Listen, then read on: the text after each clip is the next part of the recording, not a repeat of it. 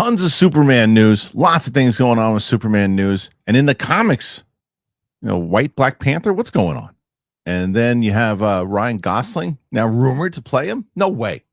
We're going to talk about that and more. On the show here today, it's Capes and Cowls, Kristian Harloff show. Let's do it.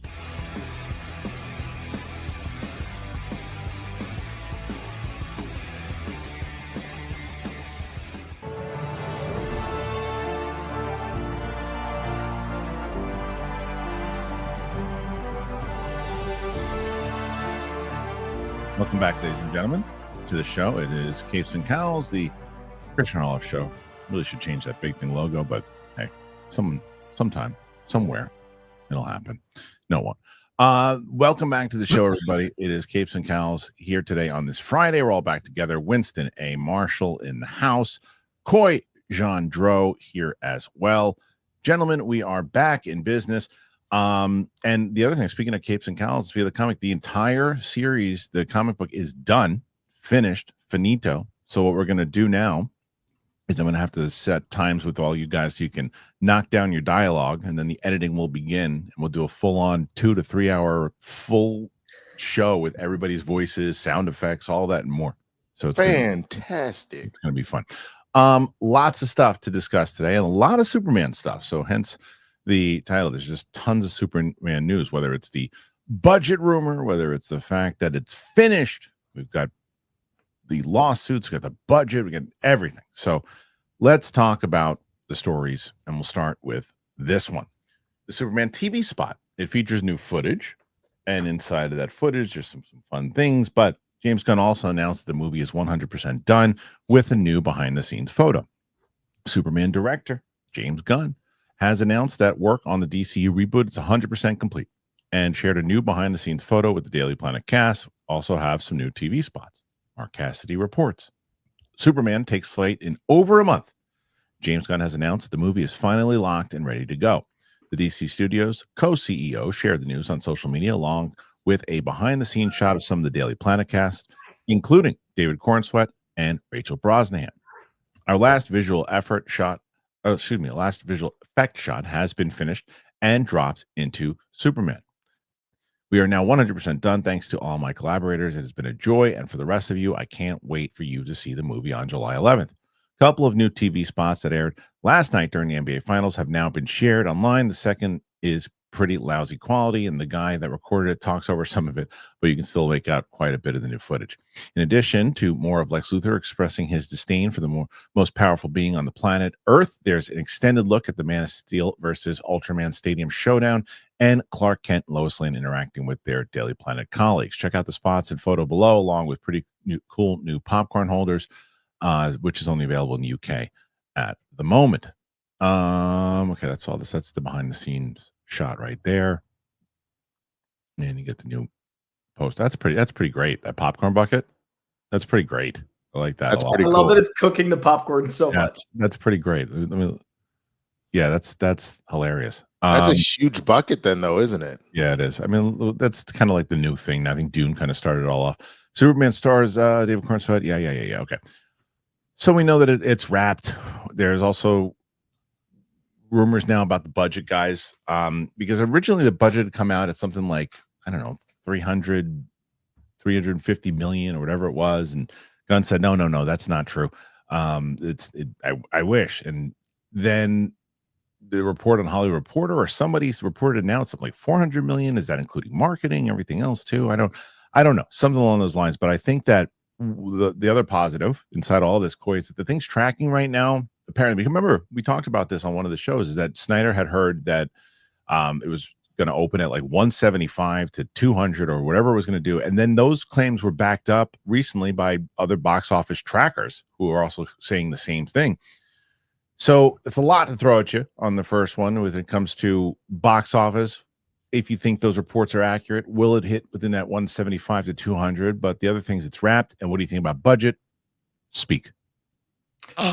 First of all, I'm so excited that it's like done, buttoned up. I have not seen it, but I love that it's completely finished a month early. So hopefully soon people get to start to see it, like outside of the test screenings.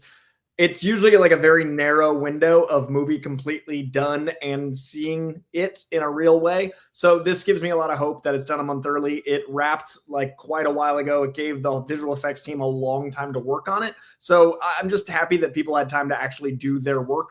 And now the team has time to put it out without that, like, oh no, slide in the last frame, send it out. So I think that's great. I think that's a good sign. As far as the budget, I don't know that any movie has ever had this much misinformation. And I almost feel like it's like a challenge because James Gunn does respond. So I don't believe one way or the other about a $400 million. That seems insane.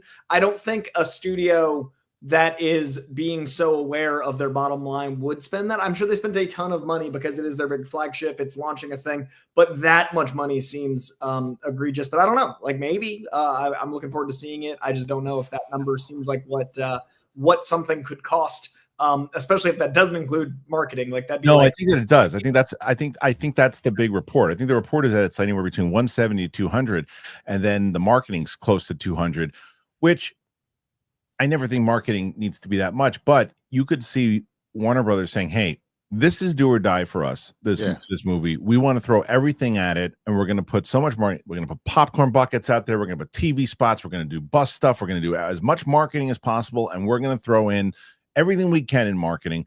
And that's where the budget comes. The film production budget, Winston, I think really is. If I was going to guess, I believe the reports of the 175 to 200 overall connected with the marketing. I don't think 400 is out of reach. I don't think it's crazy because of what they're saying with how important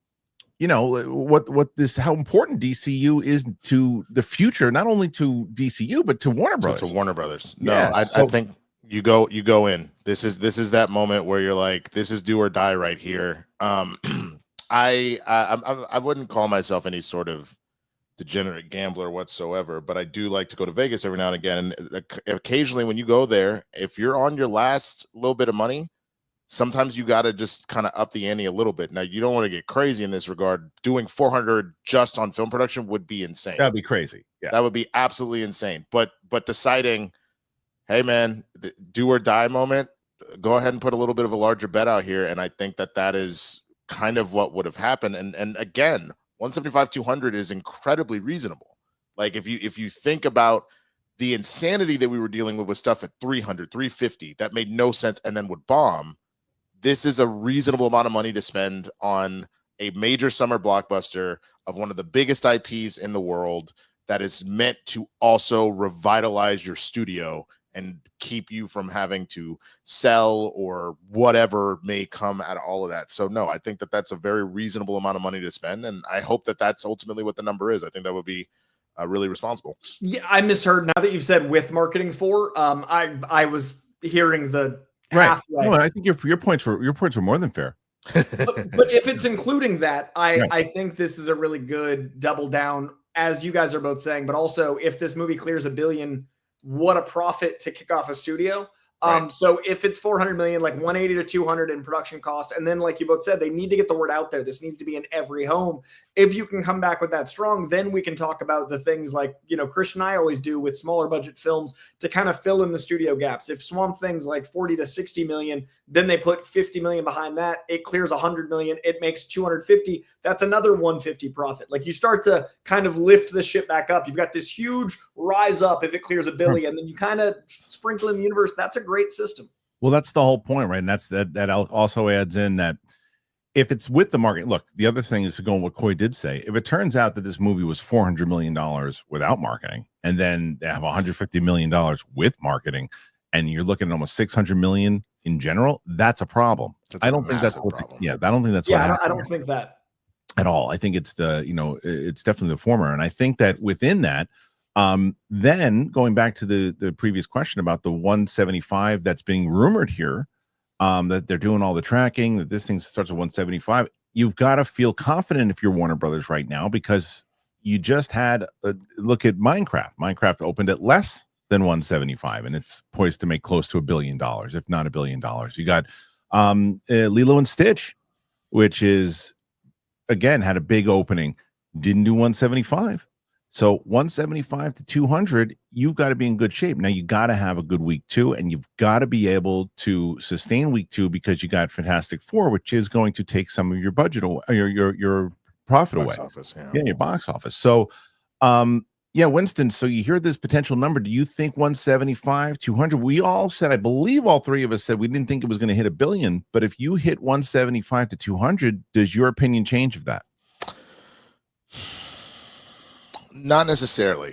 Right. The only reason why is because the real linchpin after opening box office is what does word of mouth do and what does weekend 2 do? So if you hit 175, you can hit 175 because everybody's like, it's Superman. I got to be there.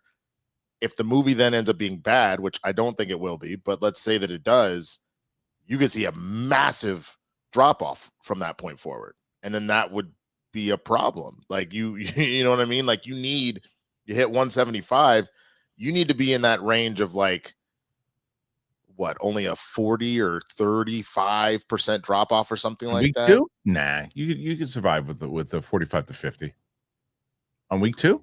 If you're trying to make $1 billion though.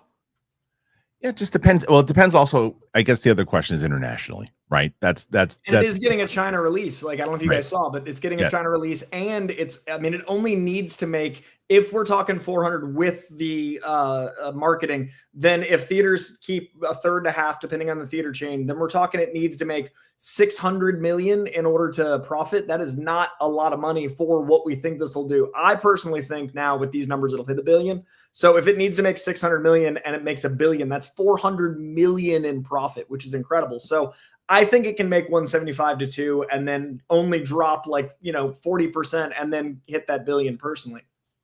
Yeah. I just think that I still am not confident it's going to hit $1 billion yet because but I'm not going to be as surprised as I would have been 2 weeks ago. Right. So now I will be interested to see in week 2 what that drop is, because if it is a big drop and people don't like the movie, then it's not only not going to make $1 billion. It's if it hits 200 million though, opening weekend domestically, you've got a shot to break even pretty fast. Yeah, you got a shot to break even really fast. If these are the numbers, I don't think they need to worry necessarily about breaking even. I think the question is, are you going to turn the type of profit that you were expecting from it? I honestly believe as long as the movie is not genuinely bad, you'll very easily get your budget back. I don't think that will be unless the rumors budget of 600 are true. Budget and marketing. I think you'll be fine unless the rumors of 600 are true, in which case then we gotta have a different conversation. But if 1.2 billion in order to which I just can't imagine that's the case. But either way, I still think, as we've discussed many times over, if they hit 500-600 million dollars, they're going to be happy. Okay, let's keep going, let's do our thing. 700 and over, they're going to go, great, we're cooking $1 billion. They're popping champagne. So I ask you guys out there right now, what do you make of all of it? Do you think that this is going to be a big movie? Is it going to be $1 billion movie? Is it going to disappoint? Is it going to succeed?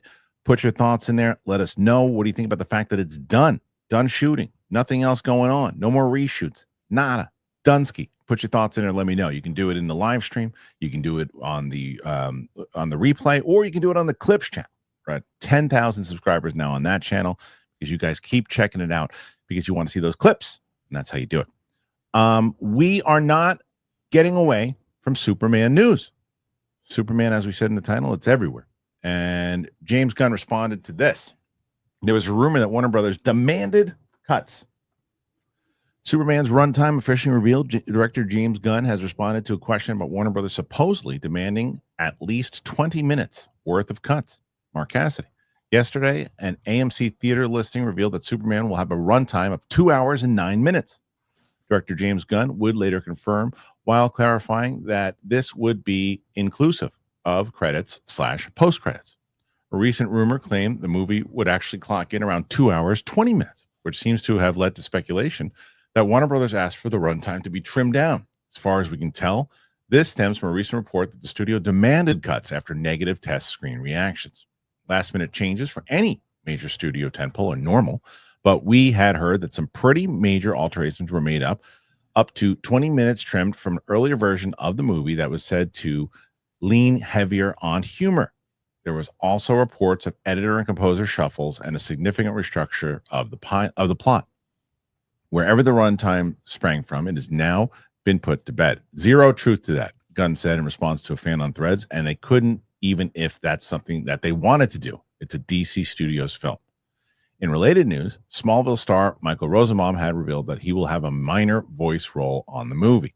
James asked me to do something fun, so I have a couple of lines that I voiced. The former Lex Luthor told Screen Rant, it's funny in a way. He's the head of DC, so I think he can stick me in a movie or something. Superman stars. Okay. I'm really torn on this report because I'm a fan of James Gunn. I'm looking forward to seeing what he's doing. I like what he's doing. I like his approach. I do get concerned, like anybody else, that because he's funny and he likes to do comedy and stuff. Sometimes it works brilliantly. Sometimes I think it overtakes some of the things that he's trying to do and it takes away. And I was very concerned when it's okay. He's doing Superman. Is it gonna be a joke fest, right? And we'll have to see if that's the case once we see the movie. But I also don't believe him all the time on Instagram and Twitter, because sometimes he says things and he's like, no, that's not true, and it turns out it is true, or no, that rumor, no truth to that, and it is, and no, well, kind of, that's not really what I meant, but what I meant was this, and then the stuff with Flash and other things, and so to me, is he going to address it? He was like, yeah, you know what, it's true, there's too much humor in it. And they didn't like that, so they cut it. I don't necessarily negate the fact that what I do like what he said, and I like how he flexed on it, to be honest, when he said it's a DC Studios thing, they couldn't do anything they wanted to. Doesn't mean they didn't give notes. Doesn't mean they didn't say, hey, maybe we cut this down. And to his credit, he might have said, okay, look, maybe I'll trim down a little bit more here, and maybe that could work. And maybe he creatively said, yeah. But why would he admit that? Why would he say, yeah, you know what? There was too much humor in it. And he knows he's under the people are looking and clocking him saying, all right, is this going to be just jokes everywhere? So why would he say this? I don't know. Coy, it's too hard to ask you this question right now. So I'm going to ask Winston because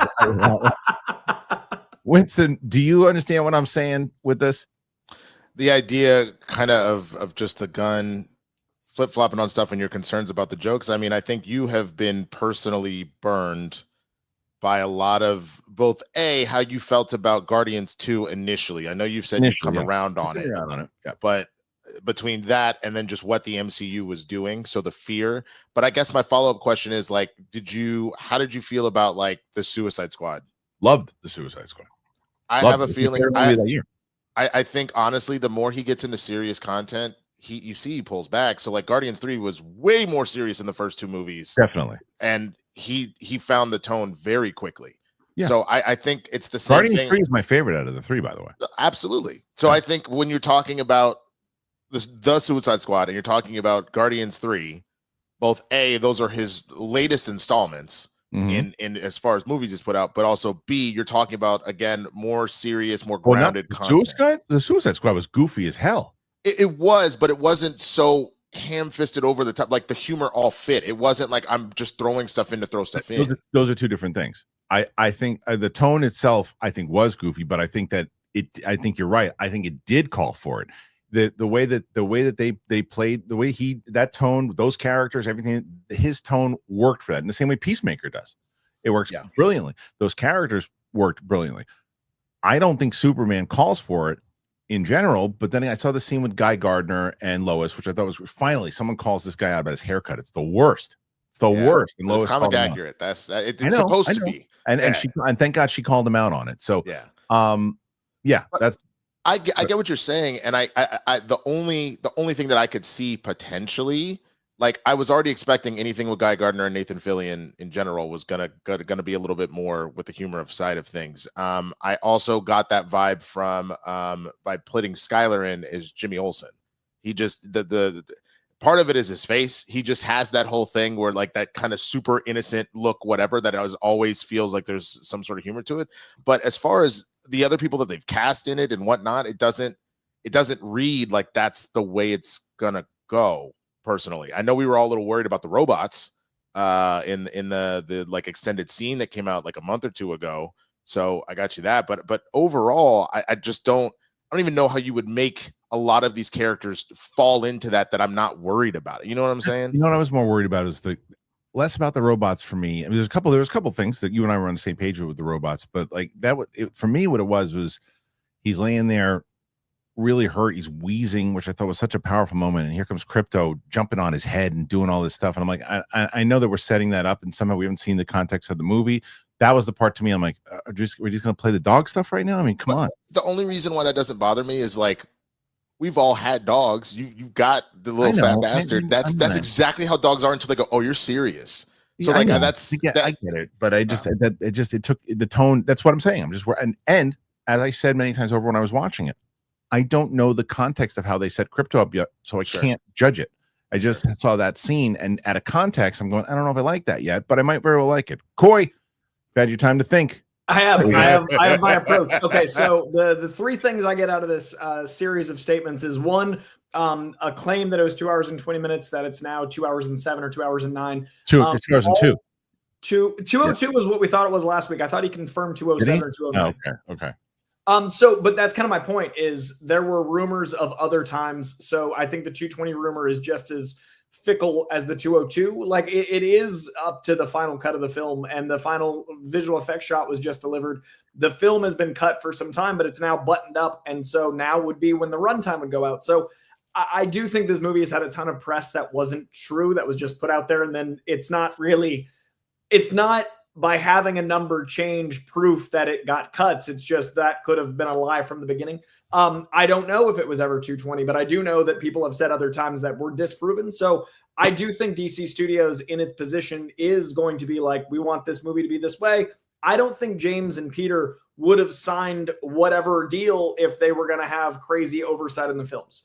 James was coming from a position of, I made the Suicide Squad after you guys cut Suicide Squad into a trailer to make it look like my tone of movies. You didn't deliver that movie. Then you hired me to make this movie. You guys want me to come play. Let me do what I do. Like, you hired me for a reason. Let me do what I do best. So to me, I could see there being some freedom there. So I don't think that's being bold of him to just be like, no, this is my movie. I'm putting out my movie. So I think tonally, the second piece of that is the Guardians 3 is definitely more mature and grows, and it has sophomoric elements as any, blend of comedy that James Gunn does. But I agree, it gets more and more serious. And I don't think that James Gunn would take on Superman without a way in that felt sincere. We've already heard the score versus needle drops. We've already felt that energy of the tone shift in this film.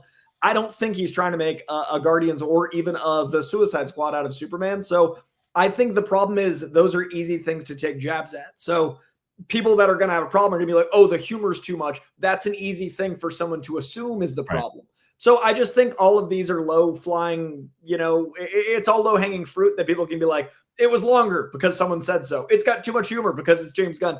It just feels to me unfounded. And I think once we see the movie, then we can judge. But it is a dangerous thing where he does respond to things. So it puts him in a spot to feel the need to.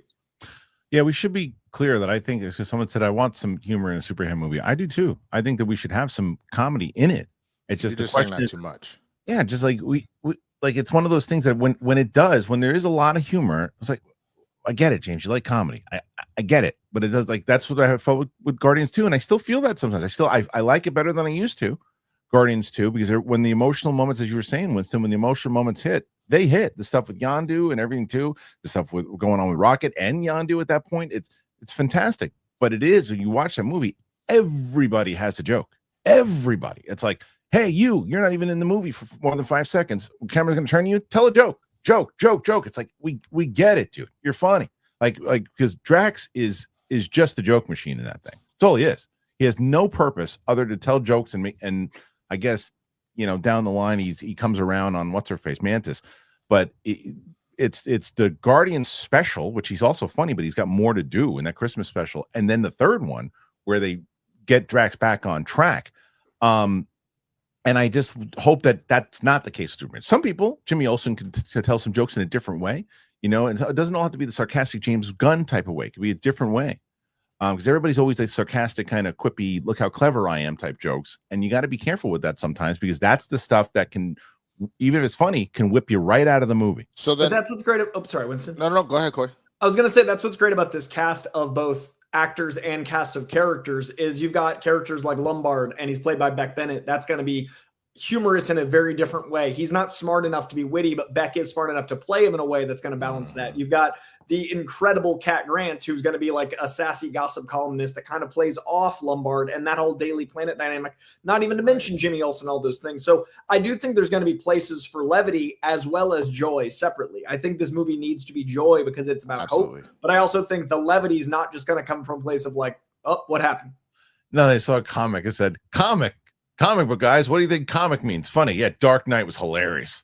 Dark Knight was Dark Knight Spawn. Bro, what a hilarious movie Spawn. Oh, dude, the Watchmen. Hilarious. Oh, man, Barrel of laughs. Slapping just so, dude, the killing joke. That was my favorite joke by far. Punisher with Dolph Lundgren. Punisher on Netflix. Barrel of laughs. Daredevil, season 1 on Netflix. Hilarious. That's why my favorite thing about this show is that, like, we obviously love our audience, but man, you give us runway, we gonna take off on your ass. It's like you guys gotta do the same thing to you. It's like a comic, it's supposed to be funny. Everything in comic books is supposed to be wrong. They're just for kids. As right. Fanimator would say, they're for everyone. That's right.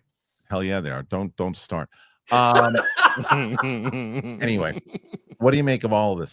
Put your thoughts in there, put your comments in there, the runtime, the tone. I guess that's the main topic of what this really should be for the clips, is Superman going to be too funny for audiences? Put your thoughts in there. Let me know. All right, before we move on, we got some more. Superman ain't done yet. We got some more Superman stuff, but we also got some Fantastic Four stuff we're going to discuss, and then we're going to get into the questions. But before we do that, I want to tell you guys about Turtle Beach. I've been telling you about them all week. I'll tell you about them again. Here you go. So it's Turtle Beach time. And I'm excited to talk about them again. Man, that Stealth 700 headset that I got, the sound. I was playing the Indiana Jones game. The sound is just so, it's like, you guys know how I am with sound and movies in general. Playing this game and hearing every little bit of sound because the headset is just so incredible.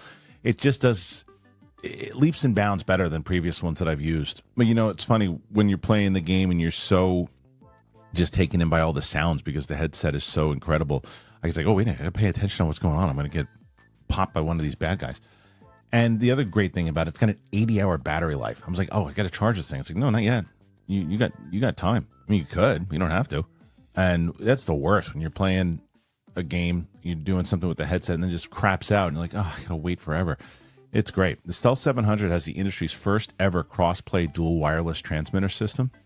It means you can seamlessly switch between your consoles and the PC with just a click of a button. Gets even better. While being connected to your console, the Stealth 700 can connect with your phone for music streaming, taking calls at the same time. Listen to your favorite songs while gaming, all done with the Stealth 700. And it's not just amazing headsets that Turtle Beach has. They have every gaming accessory that you could ever want, and they're all high quality, and they're prices that don't break the bank. It's the most important. From flight and racing simulators to controllers, keyboards, and mice, Turtle Beach is the ultimate gaming cheat code. You got to head to turtlebeach.com. You got to use that code Kristian, 10% off your entire order. That is 10% off your order at turtlebeach.com. Use the promo code Kristian. You're going to purchase it like you did last time. They'll ask you where you heard about them. You got to tell them our show sent you. We did it. Get the ultimate immersive gaming experience with Turtle Beach today. I really hope you guys are checking out Turtle Beach. They're worth it and then some. Please, when you purchase them, please tell them that we sent you. It helps out the show so much, and it keeps us going, keeps us on the air. So, all right, guys, before we move on, we're going to move on to more Superman stuff. I got to tell you, guys don't even know what the total is right now. You guys are going up against John Rocha at 113. That's doable. He's beaten everybody this week. You guys are at 17, but the only disadvantage you guys have is that we have to be off the air today 10 minutes early because I got to shoot with Matt Serra. But I'm going to start the questions 10 minutes earlier as well. Right. So let's do this because I want to make sure that this is the right story before we start. No, that is not the right story. That is incorrect, sir. So I'm going to finish up the Superman stuff real quick. And then we'll get to Fantastic Four because Fantastic Four is also doing some big business on pre-sales. But let's talk about this first. James Gunn was asked about things about metahumans and other stuff about his.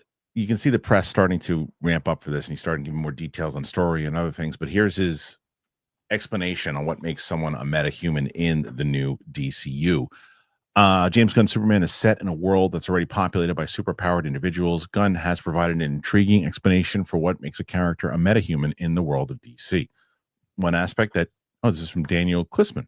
This is a newer writer. One aspect that James Gunn and Peter Safran have been particularly careful about when crafting their new DC universe is its lore. 2023, for example, Gunn revealed on Threads that DC Studios was creating an incredibly detailed world map for the nascent franchise. Then, while speaking to Josh Horowitz on the Happy, Sad, Confused podcast in 2024, Gunn said his focus was world building.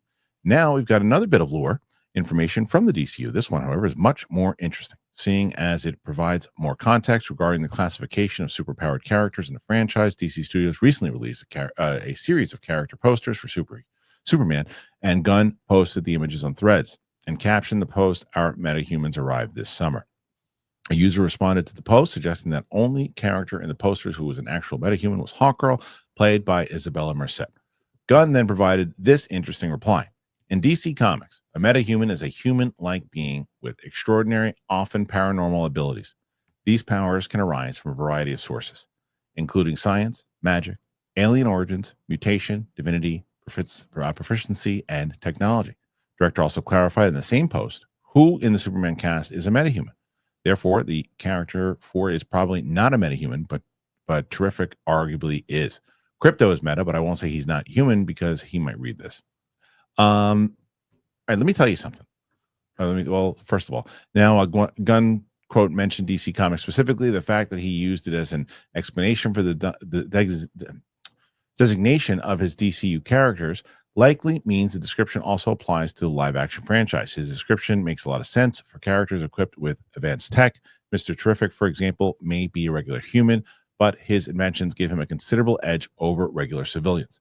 Having said that, Gunn's explanation has intriguing and perhaps unexpected implications for non-superpowered characters. The director stated that proficiency was sufficient to designate a character as a metahuman, assuming that proficiency refers to things like athletic ability, scientific knowledge, and combat expertise. Characters like Batman, Green Arrow, Catwoman, Robin, and even Lex Luthor would fall into that category. All right, let me tell you something.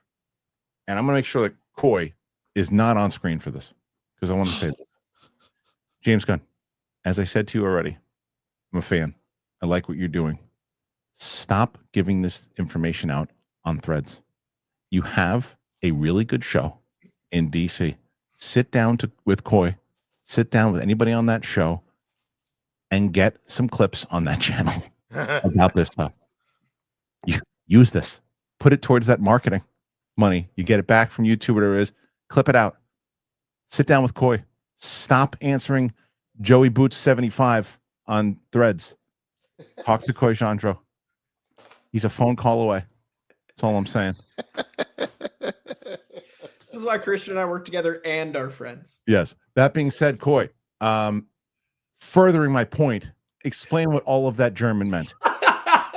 So if James had this quote at me, I could have given the eyeline answer of, this is a beautiful way to make it more streamlined for the day-to-day viewer to understand that they're going to make anything elevated a broad strokes term. So people that don't follow the lore can just enjoy metahuman being anything above standard humanity. So he's basically saying this is a world where anything that isn't just a person and is augmented in some way that makes them super heroic or super villainous is a metahuman. So that term is much broader in the DCU than it is in the comics that have 60, 80 years of minutia.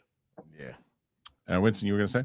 No, I heard it, and I think Coy explaining it that way calmed me down because I was about to be like, I just like even hearing Mr. Terrific because like he has his tools, but he doesn't augment himself. So that's I hearing it, I was like, I don't know if I agree, but it's his world, so he can do what he wants. But I think Coy's the one that calmed me down because he just was like, if this is going to streamline it so that people can just understand, yeah, if you're a civilian, then fine. But if you're fighting either with extraordinary powers or with things that are allowing you to keep up with people with extraordinary powers, then you're considered a metahuman.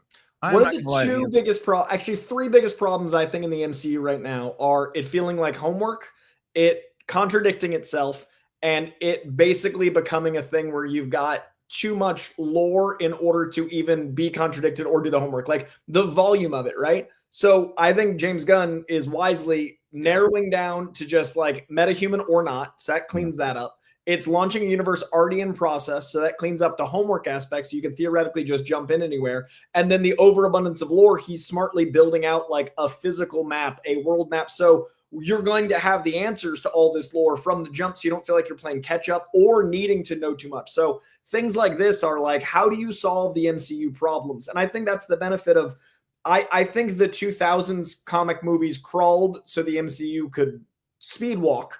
And I think the DCU can sprint out of the gate because the MCU had to learn to go from crawling to running. So I think learn from the mistakes that weren't the MCU's fault. It just, no one had ever done a shared universe to that scale before. But why not fix those in the first movie? And so metahuman, not metahuman, clean. Well, there you go. I still hear this. But a lot of you others understood it. Anyway, put your thoughts in there. What do you think about the explanation? Do you think it's going to be explained well? Do you like the explanation Gunn gave? Put your thoughts in there. Let us know. All right, we're going to switch away from Superman. I'm going to switch away from DC. We're going to go to Marvel. And our last story right now, at least for a little bit, I think, will be this one. And that's Fantastic Four. The pre-sales. They did a lot better than I thought they were going to do, to be honest. I didn't think it was going to bomb, but I didn't know it was going to be this good. Ticketing service Fandango reports that Disney's latest Marvel Studios film, The Fantastic Four: First Steps, has exceeded all of 2025 film titles in first-day advance ticket sales after the title made tickets available this week. How long will it hold that record, though, isn't clear. Superman is set to launch its ticket sales next week. The 130-minute film has the longest runtime of any Fantastic Four movie, and it's the MCU's longest film since Guardians of the Galaxy Volume 3. It's really not that long. It's 2 hours and 10 minutes. That's the longest movie. They've been trimming down a lot. People have been complaining, so yeah. they've been trimming movies down a lot. Yeah. Thunderbolts spoilers ahead. Okay, so this is well, let me see. Kevin Feige spoken with Empire about the movie and hinted that the tie-in. Well, I don't want to ruin the Thunderbolts. The end credit at the end of it. Yeah. I don't know if it's that much of a spoiler, though. I mean, I think people would realize that Fantastic Four is going to be coming. Anyway, so the question is, I don't want to get too much into the end credits of Thunderbolts. We'll do that another time. But this is more about the fact that the pre-sales did very well. And like they said, I haven't heard a projection yet of what Fantastic Four is going to make the way that I heard like Superman. Did you guys hear anything about that yet? I thought that was really interesting because tickets went on sale and everybody was like, all the sites crashed. And then I expected like a now tracking forward, right. And that news never came. No, Superman's did. So it was like, what is that tracking? I still don't think Fantastic Four will hit $1 billion. I think it's got a shot, but I don't think it's going to hit $1 billion, especially with Superman out there kind of picking at the bones first anyway. I think it'll do well. And I got to call him out again. There was a guy that was in here that was saying that we had to bet. He was going to bet me $1,000. And I said, let's do it. Let's do it now. Send it PayPal, however you want to do it. I'll give it back to you if you win. Thunderbolts, he said, would make more than Fantastic Four. To which I said, sir, you are crazy. This is after Thunderbolts came out? Before. He has since vanished. We have like Jimmy Hoffa, Gonski. No word where he's been at all. Not even a simple I was wrong. He is nowhere to be seen. In the same way that the guy who said that Jey Uso was a main eventer is also not around anymore. But this being said, Fantastic Four is looking to be a successful movie for Marvel, but I think it's the same thing, Coy, right? It's like, how much money can it make? Opening weekend, yes. Week 2, how do you do week 2? I'm going to say 700 to 800 million Fantastic Four, which is great. That's a lot of money. Like, that is a huge release. I do think Superman has $1 billion potential. I don't see FF as quite have that potential. I think we're going to have a $2.5 billion or close to $3 billion July. because of Jurassic, Superman, and Fantastic. But I think the 9-day clearance from Jurassic to Superman is perfect. I think the 2 weeks from Superman to Fantastic is perfect. My concern is Thunderbolts. It actually isn't even about Superman or Fantastic Four. It's Thunderbolts had an unknown set of characters, so I could see week 1 it doing, decent, but not amazing. I thought it would do better, but I didn't think that'd be huge. It was the drop off week 1 to week 2. It was the lack of bump with the name change funness. It was the lack of word of mouth getting more people in seats. It has an A- cinema score. It's one of the best MCU movies of the last 5 years, and yet it's not beloved enough to not lose some money. That to me means people aren't guaranteed to show up to Marvel in the same way they were. And Fantastic Four is a bigger name. It's a bigger event. It feels like an event movie, but I think you need the combination of event movie and the guarantee Marvel bump and a lot of other factors to equal that Billy. So I'm going to go 700 to 8. And I'm actually tracking it a little lower than I would have been a couple weeks ago. Yeah. So I saw someone in the chat say 500 to 600 tops. I think 500 is a crazy bet. If it doesn't do well with audiences, 600 is a bad number for them, but it's a possible number. But I think this movie hits 750. Definitely. I think it definitely, especially with the site crashing. And the other thing is it's got no competition afterwards too. Yes, it's got Superman still looming, but eventually Superman's will start to drop off, and then people are like, okay, maybe I'll go see Fantastic Four, because I think that the difference between there's a lot of differences between Fantastic Four and Thunderbolts. And the whole reason I said that to Jimmy Hoffa in the first place was that there's a recognizable thing about the IP about Fantastic Four. The characters are a little bit more, they're more lively, they're more recognizable. There's a more lighter kind of family tone for it. Phantomator, close your ears. Kids can really enjoy this one too. The other one was about mental health. It's about other things as far as it's a tougher subject. It's a tougher sell. It's darker. And it's also an IP nobody knows. And you're 100% Coy. It's also, they don't have that kind of trust that they had with the audience. And there's also budgets. You're going, look, man, that's the first movie of the summer. I don't want to see another comic book movie if I'm a casual fan. I don't care. I don't need to be caught up in all this. Superman's coming out. Yeah, I've always wanted to see Superman. I was a fan of Superman as a kid. I'll see it. Oh, Fantastic Four. I love the Fantastic Four. I'll go check them out. That's more so than what are the Thunderbolt, the new event? I don't know what that is. I'm not going to see that. Also, I think one thing that's going to benefit FF that didn't benefit Thunderbolts is, and this is probably only $100 million worth of the reason, I do feel like the characters being from Marvel stuff that weren't as beloved affected people. Like, oh, I didn't see that one. Should I watch that first? I don't have time. And Fantastic Four, I think they're doing a pretty good job making it clear it's its own thing. I think there will be some people that are like, do I have to see the other stuff first? But the people that follow movie quotes, which there aren't as many as like the masses, I'd say 85% of the average person doesn't know Matt Shackman talking about that. You don't have to watch anything. That's like for the 15% that are movie devout. But I do think the trailers and the marketing has done a good job outside of that to make it clear you could just watch this. I think that'll help it. But I think Superman is very clear that it's just Superman. Yeah. Winston? I think Coy touched on this a little bit, but I think the other big thing here is the idea that we're once again tapping into not just an IP that's pretty big, but we're also tapping into, it's been off in a whole other universe with Fox this entire time. So you're also getting that draw of what do the Fantastic Four look like inside the MCU, which is going to also pique interest because again, recognizable names, recognizable characters. We've seen all of that kind of stuff versus, as you mentioned with Thunderbolts, as good as the movie was, a lot of those characters are so much lower on the totem pole, relatively speaking, and we're not in the age of throwing an Iron Man or throwing a Guardians like what Marvel's doing so well that like we'll immediately get it. I think all of that is why I would have, as much as I like Thunderbolts, I would have never have made that bet. I would have said that I prefer to see the Thunderbolts over Fantastic Four, but there's no world where I would have said Thunderbolts would have outpaced. I said the same thing, Winston. I said the same thing, and I still feel the same thing. I still think out of the two movies, I feel Thunderbolts is going to be the better movie, quality-wise. I think so. Yeah, I think as far as story and connection to characters, I still feel Thunderbolts is going to be the better one. I think Fantastic Four is going to destroy it in box office. because of all the you're muted, Coy, but I believe what you're saying.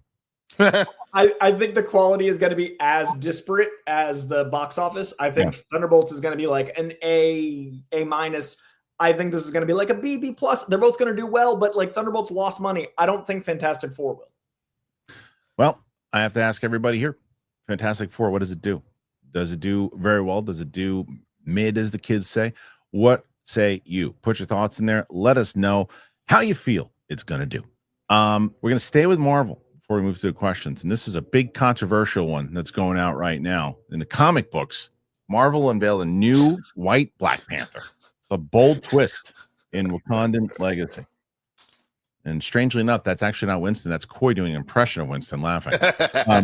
Marvel gives Black Panther a radical twist with a new white version of the iconic hero. Here's everything you need to know about the bold transformation. This is by Changeable. There's new people in this site now. The Marvel Knights, the World to Come collection is just launched with its first issue, and it is already revolutionizing social media and conversations about those who closely follow the comic book universe. And no wonder, the bearer of the Black Panther model is an unexpected, controversial figure, and for many, difficult to fit in. The reason: the new Black Panther is white.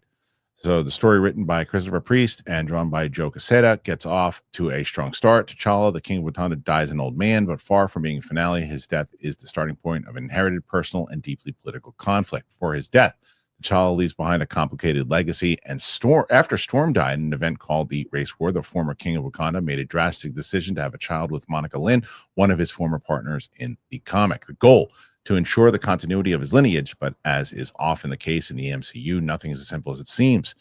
Kedema, the unexpected heir. T'Challa and Monica Lynn's son is named Kedema. He grows up resenting his father and eventually challenges him for the throne of Wakanda. He defeats him, though spares his life for reasons yet to be revealed, and takes his place as a new Black Panther. So far, this might seem a powerful plot of redemption or family comic, but the twist comes when Kedema takes off his mask and he is white.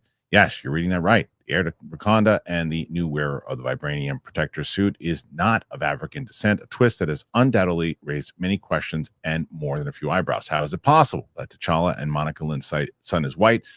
This is where the mystery deepens. One theory suggests that he might not actually be the son of Monica Lynn, but of Nicole Adams, another former love of T'Challa's, who curiously appears on the cover of issue 3 on the same series. Nicole was presumed dead years ago, but in the comics world, that rarely means anything definitive. Another possibility is that there's a more complex explanation behind it, something related to genetic engineering, cloning, or even alternate realities. You never know with Marvel, and that's part of the claim. New Black Panther, new conflict beyond the genetic or narrative continuity debate, which truly is shaking up the reading continuity, is what the creative decision means. Can a character like Black Panther, so deeply tied to African identity and the cultural legacy of Wakanda, be represented by a white character? Is it an intentional provocation, a metaphor, or simply a way to break with the established order? It doesn't stop there, guys, because there's also now, let me show you this one. This is come on. They did the Ryan Gosling. Fans react to the Marvel Comics controversial Black Panther reveal. Yesterday's news that Marvel Comics has introduced a white guy as the new Black Panther was met with about as much backlash as you'd expect, and fans have been sharing their thoughts on social media. We're not sure if there's much point in even putting a spoiler tag here, since the news is now all over the internet, but just in case, major issues. Okay, we reported yesterday. We know we just read all this. What's to see? Yeah, because someone said, there was another thing about, either way, the big reveal comes in a lot of backlash. That's Christopher Priest is going back to Marvel Comics, right? Black Panther. We saw that already. I guess there's something about, where is it? I can't remember. Ryan Gosling. Someone said, could Ryan Gosling actually play back Black Panther now because of this and the meetings? The answer is absolutely. There's no world that Kevin Feige is going to make that happen. But Winston, also, what do you feel about all of this? Ryan Gosling don't want the smoke. Right. And it's too new of a story. We're not typically they're not adopting stories that just happened. You know what I mean? Like you need some space in between there. But look, man, I think it's Can I ask an ignorant question? Can I ask Go ahead. Go ahead.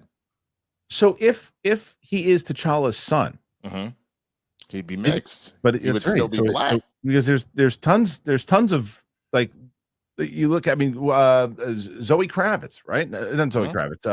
Who am I thinking of? Shoot, there was someone who recently. Alicia Keys, Yeah.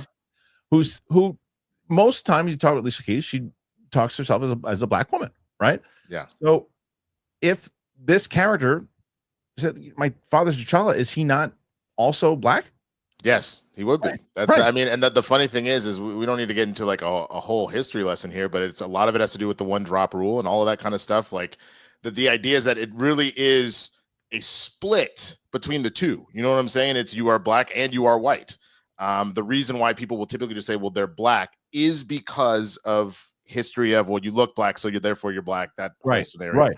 But that being said, there's also a number of famous stories. The one that sticks out of my mind about 5 years ago of this African couple, like black, Wesley Snipes black, and they have a kid, and the kid comes out, and the kid is as white as the two of you, and they do a genetic test, and those are the kid's parents.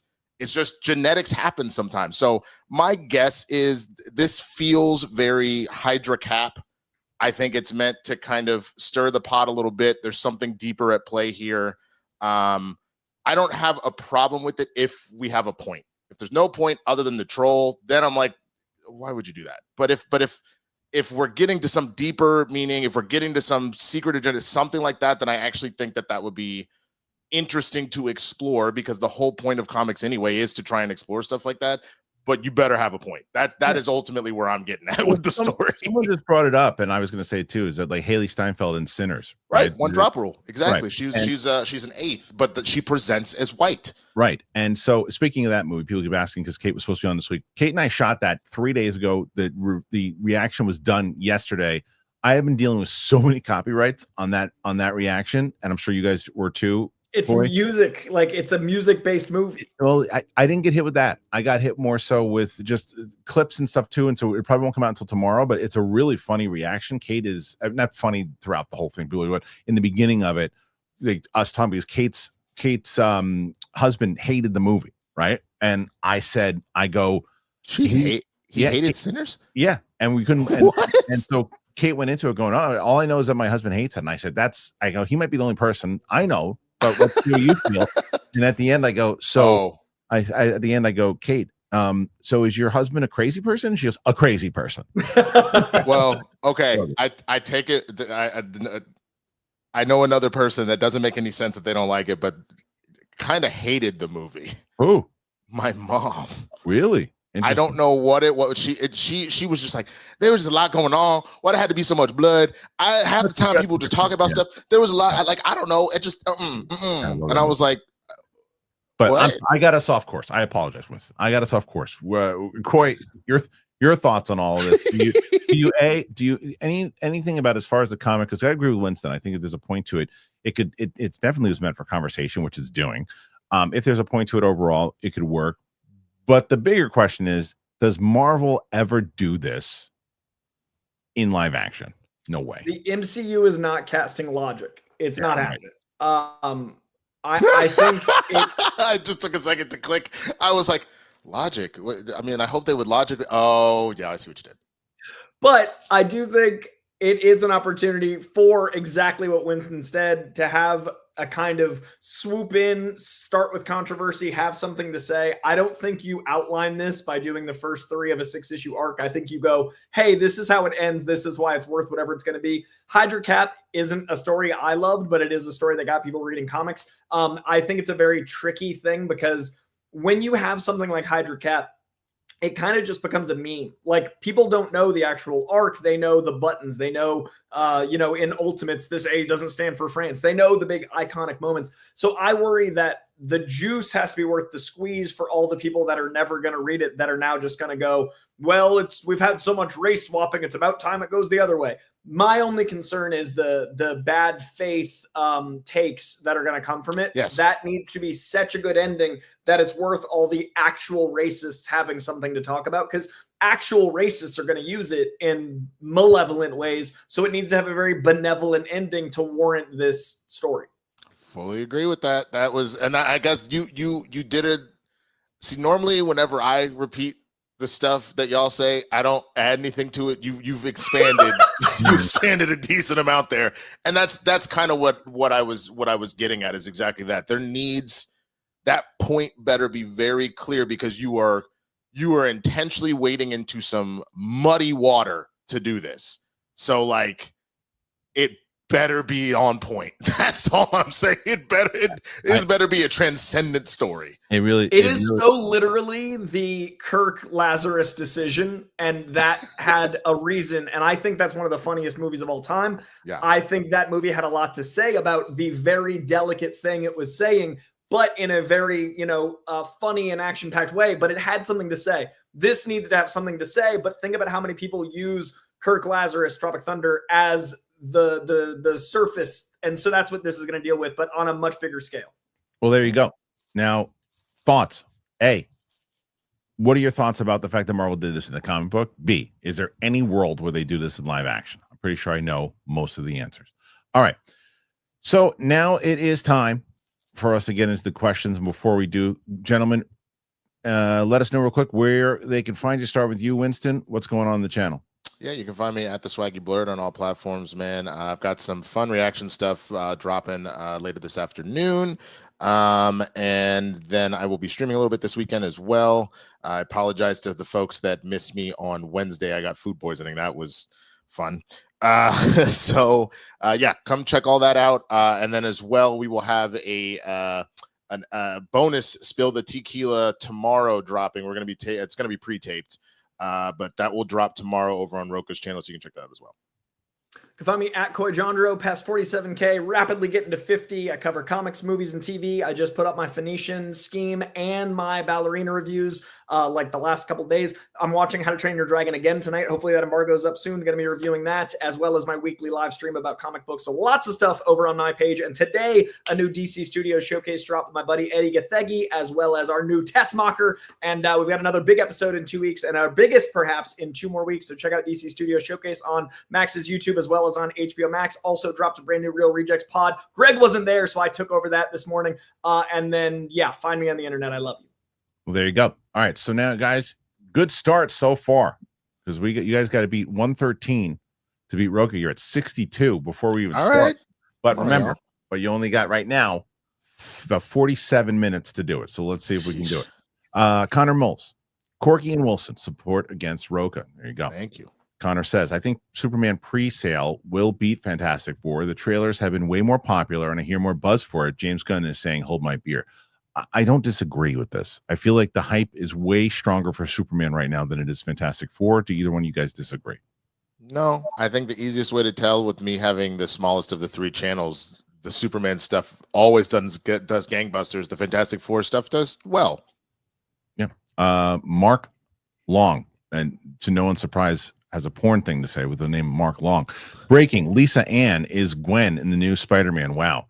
Yeah, well, the new Spider-Man just is going to break $2.7 billion now because of that. Look at Winston Googling Lisa Ann. No idea. No. What? Lisa Ann Walter from Abbott Elementary? Not Lisa Ann Walter. Oh.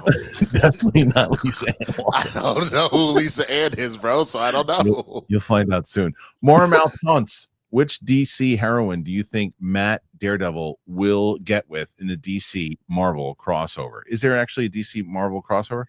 Dude, it's awesome. For the first time in 20 years, the first one they announced, they've only announced one. Each publisher is doing one of their own. So the first one is Deadpool versus Batman. And Marvel's publishing one and DC's publishing one. I'm so excited. How do they agree like who wins? I think each publisher gets a little bit more ground to stand on, and they have to have like the Stallone Arnold rules. Okay, I know who this person is. But the main thing is, the only reason I actually recognize is when she did the Sarah Palin impression all those years ago. Yeah, I'm sure that's the only reason you know it. I love how you know who politically wins. DJ Case gifted 10 memberships. Thank you, DJ. It's a great time to have a membership right now, especially every member has access to Capes and Cowls comic book, and it's completely finished. You can read the whole thing and then see how it comes to life, because we're going to put sound effects, music, everything behind all the voices. It's me, Winston, and Coy as superheroes battling through. Roxy's the main villain. It's pretty great. Yes, Big Balls is in it. B-Town. What up, Dream Team? What up, B-Town? It could be bullshit, but I saw a post stating that Feige hinted at the Fantastic Four ship and the Thunderbolts, he says, not being flown by the Fantastic Four themselves. What are your thoughts? Well, I mean, anytime there goes that spoiler that I wanted to avoid. So as far as if he wants you to know that, then he wants you to know that. If he's misleading you, then he's misleading you. Who really knows? But do you guys? I would say that he's probably. I didn't think it was him. I didn't think it was them in it. I never thought it was the Fantastic Four. I thought it was possibly Doom. I think it's Doom. I think that, showing the Four is supposed to make you think one thing, but it's like the idea of a twist. It needs to be a twist. I think that's same. I think Doom pimp slapped the hell out of the Fantastic Four, stole their ship, and then went to this other universe to be like, yeah, there's some evil dudes coming. I just came to save you. Yeah. Julius Wyatt. Here is my Chew gets snubbed bet. I just want to make it clear I really liked Wicked, and I felt both Chew and Denise should have gotten in. If part 2 is good as part 1 and Chew gets in, that's great, and I will gladly lose $20. I would put $20 on that. Snubbed from what, the Oscars? Yeah, he should have been nominated last year. I mean, he won the Critics' Choice. He wasn't even nominated, which is ridiculous when you look at that movie. Should he have won? Maybe not, but he should have been nominated. I think he 100% gets nominated because he didn't get nominated. Even if the movie's not great, they're still going to nominate him for last year. I can also see them. Well, he's got 2, and they're kind of the same movie, so we'll just wait. I can. As far as the nominations go, when they look at it and know ahead of time, this is literally a movie broken in half. We'll just wait. But everybody else nominated him. It was just the Oscars that didn't do it, and that was. But it's not. But that's how. But unfortunately, that's not how it works. And even first of all, you look at how they're changing the rules that you actually have to see the movies right now, which is crazy. That wasn't a rule in the first place. That's so insane to me. That's like the dumbest. Yes.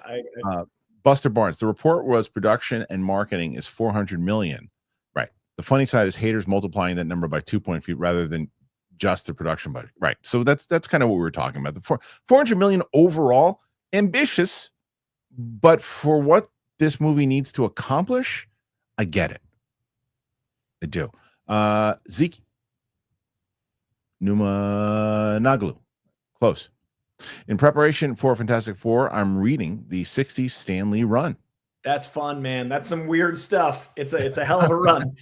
Is it? Was on one. It's just read a lot. I've like read in the some, 60s, but it's also space adventure and crazy dialogue. So you'll get like crazy dialect from the time, but also the adventures are like, how did they print this? That's fun. Oh, speaking of Magic Mind, did you guys get the thing that they sent? Yes. Holy crap. I'm opening it Monday. I don't know what's in it yet. Okay, good. What was that just fell? I'm so excited. Good. Because they asked me, and I'm glad that Winston just did that because I was like, oh, I forgot to ask them. Buster Barnes. Coy, any chance that if Batman Unburied will come back or as High Volume replaced it? Also, all the DC Showcase interviews have been great. Oh, thank you, man. I don't know if Batman Unburied I don't know. That's not my department. I know High Volume is a separate thing from what they were doing, so it doesn't mean mine is now taking that over, but I'm not sure. And a lot more interviews to come. And I really love you watching High Volume because it's about comics. It means a lot to me. Joe Hendo TV. I'm interested in Superman. I'm just not sure about James Gunn being the right choice to direct it, given his past style. I think that would be fair to say after you see the movie, right? Let's see the movie first, because I don't want a Guardians 2 Superman. I don't. But if there's tones closer to Guardians 3, then maybe he is the right choice for it. Maybe he understands it. The last thing the Russo brothers directed before Winter Soldier was Community. Right. Yes. Yeah. So let's see if he gets it. Joe, I think that it's fair after you see it going, look, I think someone else would have been better. I didn't think that the humor worked for me the way that it was. I think that style, it just didn't work. I didn't like it. And there's going to be a lot of that. No matter what. But I think you got to wait until the movie comes out. Jay, I don't understand how the tracking numbers are determined. Would you guys mind explaining? I thought they came from pre-sales, which haven't opened yet. I think it's a matter of interest. I don't want to pretend that I know. I used to, but I forgot the code to something that I've known forever the other day. So I'm like, my memory goes on me. I forget things. But as far as the tracking goes, Coy, do you know as much? I know it's a combination of walkout questionnaires in not major metropolitan areas. It's a combination of the what's it called? YouTube views, blah, blah, blah. There's also certain algorithms of how much people click through on like ads and stuff. Like there's a lot of walkout stuff and digital stuff combined. And then the pre-sales are kind of what lock it in and pin. Yeah. So from what I have here is that surveys usually are tracking companies use surveys to measure audience awareness and interest in the movie. As Coy was saying, trailers and other things, social media analysis, and analyzing social media activity, sentiment related to the movie can provide insights to an audience interest and advance ticket sales. So those three, pretty much what Coy just said, nailed it. Okay, let's see. Next one after that. This is from Lord Monk. Winston, how about them Knicks? Oh, how dare you? Seems like more of a swipe against Kristian than me, No, but nice try. He's saying I know I get why he did it, but your team is the one that lost. I was just supporting y'all. Won last night, I'll tell you that. Bro, I cannot believe OKC dropped that at the end. Yeah, that's right. Jay, also the Flash and BVS also tracked at 140 opening weekend, lost momentum quickly after opening. You're not wrong. By no world does a 175 prediction mean a 175 open. I'll give you another one. One of the, as the guy said before, comics mean comedy. Joker 2, which was tracking at an incredible number and ate a big pile of doo-doo. So much doo-doo. So much. So, yeah, I mean, just because it's predicted doesn't mean that's what's going to hit. I mean, look at what Sinners was predicted at and then blew that out of the water. So same thing. Yeah. Noah S. Have you seen the rumors of DC seeing if they can finish Supergirl early to take Doomsday's May spot? No, but it makes sense. I haven't seen those rumors. Have you guys? Supergirl started filming so early compared to most things. I don't think they did a rush. It's just whether they want it or not. Yeah, it doesn't. He didn't say rush, but so just to finish it early. I mean, yeah, you can finish it early, and as Coy said, you don't have to rush it, and you can take that. Sorry, I just been seeing if they can finish. Yeah. I think it will be finished. It's just whether they want that date. Maybe it's that they have time to one specific date of when they're supposed to finish, that they're like, hey, you know what? Let's finish early. Let's finish this. Let's get this early. And if we can get it out and even or earlier than that, we'll take that spot. I think they should do that, to be honest. Do it. Let the English see you do it. Braveheart, 1995. All right, let's see. I've just been holding off because you said you wanted me to do a reaction. You have to do that when you come into town. Noah S. Personally, I've always viewed Superman as lighthearted, jokey character. Him? He's jokey? Not really. So the comedy doesn't. He's jokey? Since when? No. He has moments, but not the way that not the characters around him do. But he's always a Boy Scout. He's not joking. I think the comics are lighthearted. I think he has jokes more about like the aw shuck sniffs of him. I don't see him making jokes. The only time that happens, honestly, is when he's with Bruce, because Bruce is so brooding. All of a sudden, he becomes the counter to it, and he's like, "Hey, man, come on! Don't you need to take a nap? When do you go to sleep?" Like that's like. I think Clark has jokes, but he's not a guy to joke. Right. Joshua Mosca, do you think Guy Gardner will be the Drax of this movie, just there for punchlines and fun laughs? Yes. I'm excited for the movie overall. I do think that's where, look, if this is where you want to, if Gunn's like, I got to get it out. Where do I go? Give it a Guy. I think that's where you do it. I need something. Yeah. It's also like the, Winston. I was also going to say that's God damn it, go. Go ahead. Here, I'll make it easy. In the comics, like you Guy is a guy that is made fun of, but then he's got heart underneath. I think James is really good at that. Like you're going to find levity, but also when you've got 3 Green Lanterns confirmed and more to come, you don't need them all to be so serious. They can't. One of them can be about the joke, and Guy Gardner often is, and then he'll get a redemption arc, maybe even in Lanterns. But it kind of works for this. I was going to say I could also see, with NoHo Hank Anthony Kerrigan, I could see that too potentially. I don't know if Metamorpho is going to be pushed more as a villain in this, if he's going to be pushed more as an anti-hero, as a hero, but depending on how much he's also used just by the nature of the actor and how that character sometimes can be that way, that's another option potentially too. Gopal got waylaid by a pest control guy at the front door who wouldn't stop no matter how much I said we're good with our current guys. That drives me nuts when that happens. It used to happen. It doesn't happen as much to me here. But in LA all the time, I just have these guys just trying to, I get it. You got to try to cut deals, but when I tell you that I'm good with my guy, beat it. That's it. All right, next one. Gopal. Just watched the 3rd episode of The Studio last night, so I'm feeling the note that the movie is too long. Not that I think Gunn would have that issue. That did you guys finish? Dude, that show is so perfect. Absolutely. Yeah, Dude, episode. the ending was perfect. Brian Cranston kills me. Just thinking of Peter Pan, it kills me. Dude, the thing for me is both Dave Franco and Zoe. Dave Franco was switch. Good, the full switch on stage is fantastic. They're both really good. As someone who loves CinemaCon, it was beautiful. Crystal, DW fan, finally made a show. Sorry, I've been missing a show being a caretaker for my grandfather. It's tiring work, but enjoying the replays also. # beat Rocha. Crystal's in the house. Oh man, and that makes a lot of sense because you guys are at 101. And we gotta get to 113. You're the closest to get to Rocha so far. Wait, what's the number? 113 or 130? Tie. Ooh, come on, 114. We so close. Tim R. Gunn's humor is too cheesy, forced, not my cup of tea. Totally fair. I mean, I think that's fair to say.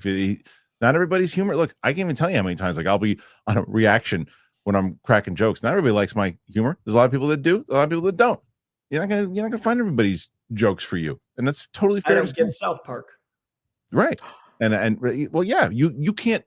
Right? I feel I have the same reaction, Winston, but you can't say you're wrong. Coy doesn't find it funny. No, that's there are I never got the redneck tour, I know what you're talking about, but the cable guy or whatever. Yeah, and that whole crew. I never got the blue collar tour, I think is what they called themselves. Yeah, those guys. I never really vibed with that, but all day with the Kings of Comedy and those guys. Yeah, Cisco Frisco came to drop by and send some support. We'll listen on Spotify when it comes out. I love listening while I work. Keep up the great work, guys. I've been pretty consistent with Spotify. I try to, as soon as the show's over. Of course, I say that today, and because Matt Serra's coming in, we're doing 2 back-to-back interviews. I'm hoping I can try to get this done. Crystal D, excited for Superman and Fantastic Four. Love that. Same. Noah S. just saw this, by the way. Jeff Snyder, Mia Goth officially cast in Star Wars Starfighter. Yes, just saw that too, and she's probably playing the person that I guess they said it was like the apprentice, not apprentice, but like his I don't know, his assistant or whoever it was, the person that he's been training, or it's Ryan Gosling and her, I think. Crystal, support to beat Rocha. Cannot let him win. Poor Rocha. He's so close. Crystal also coming in hot because we were saying where's Crystal for Roxy? She answered that question. She's here for you guys to beat Rocha. Yeah. And right now, you guys got a good shot. Jason Ashcroft, here's hoping Moon Knight returns. Coolest suit. He has a great suit. I love that. Dude, I still can't get over that it was hilarious. You missed the end. You missed the end of it. What was the end? The end was when I cut my face. You cut off. Your face? Yeah, you shut it off before it was over. It was. Just stay there. The fly? That motherfucker flew from New York all the way over here. Watch. Last week, he's like, I gotta control my cursing. That didn't help. Crystal, support it. Beat Rocha, says Connor Mullis. Thank you. Nate, hey, Coy. I'm heading to Boston this weekend. Any recommendations on places to check out? I'm going to be there for a week. Much love to the crew. I love Newbury Comics. It's a chain, but it's a really good comic store. It's also a record store, a lot of good pop culture stuff. I would check out Top of the Hub for food. It's top of the Prudential Building in Boston. You can see all of Boston. Go to Southie and get Mull's Diner. It used to be its own standalone. Now it's in the hotel, but it's the best corned beef I've ever had in the world. And Bell in the Hand is the oldest pub in America. It literally is the first pub Americans drink in as we were found in this country. And there's a beer there that is made with the herbs and spices of the 1700s that is only available at that bar. Bell in the Hand is one of my favorite pubs on the planet. Asking, you will receive. This is what you're getting for your birthday, Kristian. Oh, please. No, Boy, do you have any comic pet peeves? For me, it's comics obsession with trying to turn all the villains into heroes, anti-heroes. I hate that in general, not just comics. I hate that in movies. I hate that it's been Star Wars and Marvel even in I know Wicked, that's the way it was in the Broadway play, Maleficent, Wicked, all it's just let bad people be bad people. I like villains having reasons, but that doesn't make them heroes. Right. I agree with that pet peeve. My pet peeve is when supporting characters on a long enough timeline always have to get powers. Sometimes I want Mary Jane to just be a incredibly intelligent woman. She doesn't need to have jackpot powers. Sometimes I want his best friend to just be his best friend. Thank you. Or if you're going to do that, because temporary. If it's for this particular story, Jimmy Olsen thing.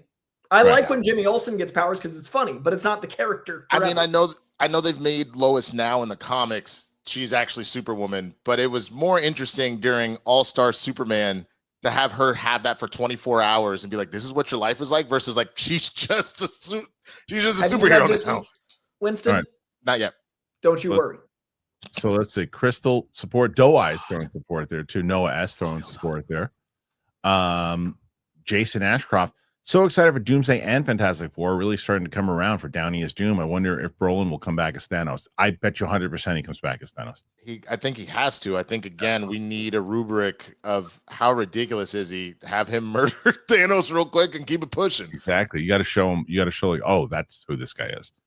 Because we don't believe that Kang is that strong. So no, especially not now. Crystal was thank you, Crystal. I'm just going to highlight the support comments, guys. And thank you for that. Noah S. Jurassic, Superman, Fantastic Four. This is going to be a great summer for movie theaters. Agreed. Same question I asked Steph. Same question I asked Roxy. Out of the three of those, what do you think is a guaranteed $1 billion? And what does better internationally? I think Superman, biases aside, I don't see a lot of people talking about Jurassic like they usually do. I know all the rest of the worlds have made $1 billion. I think this could be a $900 million Jurassic. I don't know if people are talking about. You think Superman beats Jurassic? I think this is the only time it could, because I'm gonna go Superman Jurassic F4. I'm so confident again that I will. If whenever you're in New York and whenever I'm in LA, we do the pizza bet again. Jurassic World will beat it, because now will Superman be better? Yes, it'll be a better movie. Internationally, I think they could both clear $1 billion. I'm not saying it's guaranteed, but I think this could be the first Jurassic to not.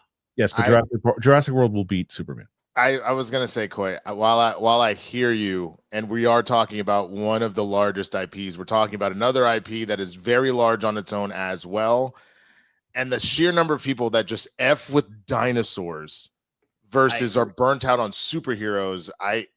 You're right. If there was a chance, this is it. But I don't think it's going to happen. I think, unfortunately, it's Jurassic super fantastic. Levi, just the excitement alone for Superman and Fantastic Four in the same month is hype. As a comic book fan, I feel stoked for both. Cheers, fellas. Great comment. It was like going to the comic store. I'm so excited. Yeah. Asol.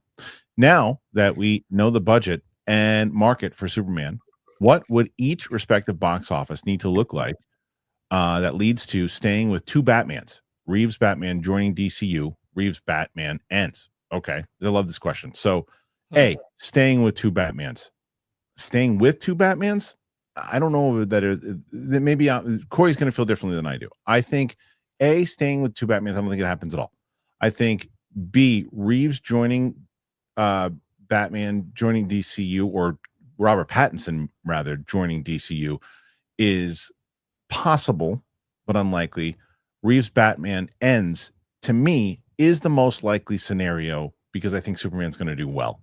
Now the other option D is that Reeves Batman takes over the Batman in general, and the DCU cease to exist. That happens if Superman bombs, which it doesn't look like it's going to. So C is the answer, unfortunately, for me.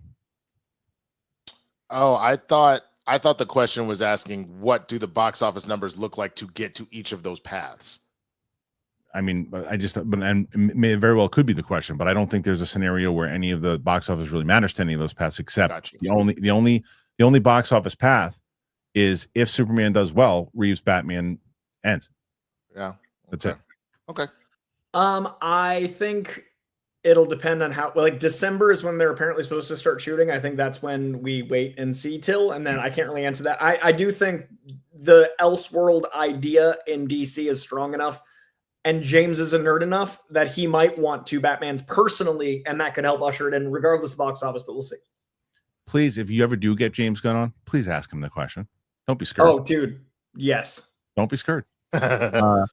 Crystal DW fan, loving Sam's reactions. So good, especially TV ones. Yeah, I thought no one's gonna watch Miss Marvel. It's gonna be like, 8, maybe 5,000, 6,000 people watching it. Almost 20,000 people watched the first one. And I was like, okay, Jurassic Park. Sadie and I are gonna do Jurassic Park. I'm excited to do it. can you get 7,000 people to watch it? I have no idea how the freaking algorithm works. I have no idea. I think the algorithm is people I know obviously love seeing your wife doing too. Well too. Tina's Huh? doing well. Tina had Final Destination, and those did well. And then I wonder, we just did John Wick. Tina and I wonder would that do well? I don't understand. Anyway, so more support from Crystal, and then more support from Crystal. Crystal really came in to make sure that this is going to happen. Okay, let's see. Your real one. She coming in hot.